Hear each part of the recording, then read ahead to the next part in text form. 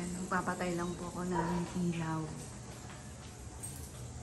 Nilagyan ko ng ganito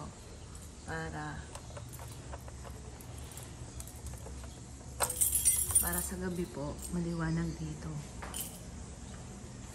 Tapos dito din off ko lang.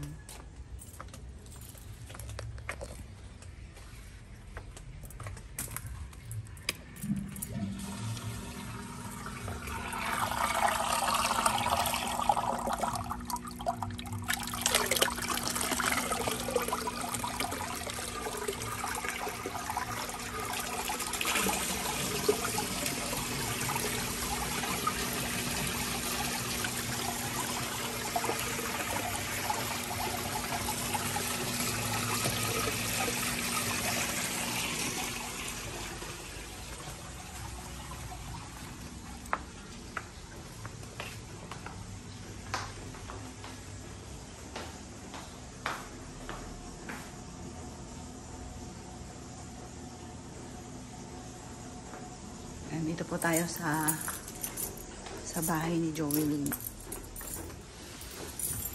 Tapos dala ko na itong album noong pong burol po niya. Ayan, tuwing umaga ganito po yung aking ginagawa.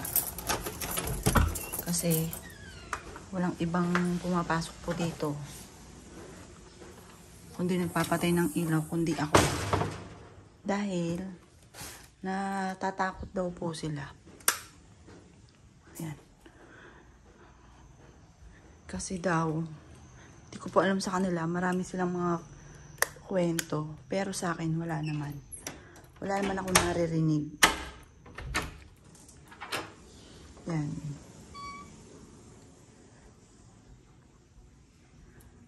Tapos yan. Tapos nagbubukas ako ng radyo po dito.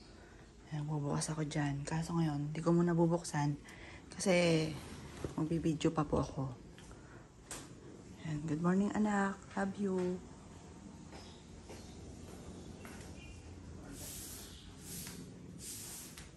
Ayan. Tinapon ko na yung ilan sa mga nagamit namin. Tapos, may iba, dapat liwanag po yung bibilhin yung kandila. Kasi may iba po na kahit nasa kalahati pa lang, mas mapapamahal kayo dito. Hindi siya nauubos kung ikukumpara sa liwanag. Ayan po, bumili kami ng sa liwanag. Ito, binili ko sa liwanag. Ayan, dapat liwanag yung tatak para ubos po kaagad.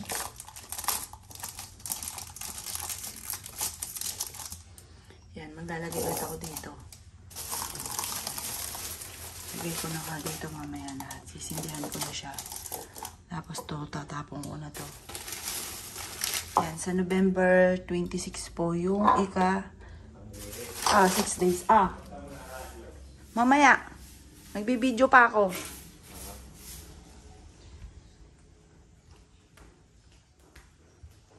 Ayan po, kasi pangit daw po yung masyadong tahimik dito. Tapos nagbumili ako ng kandila sa Manawag. Yan, magsisindi rin ako dyan. Tapos, ito po yung pinaka-album po niya. Yan, pakita ko po sa inyo. Bale, isasama ko siya dito sa album. Good morning anak, love you. Yan, sasama ko po siya dito sa... Yan, ipitan ko lang po ito kasi sasara. Sama ko lang po siya dito sa album na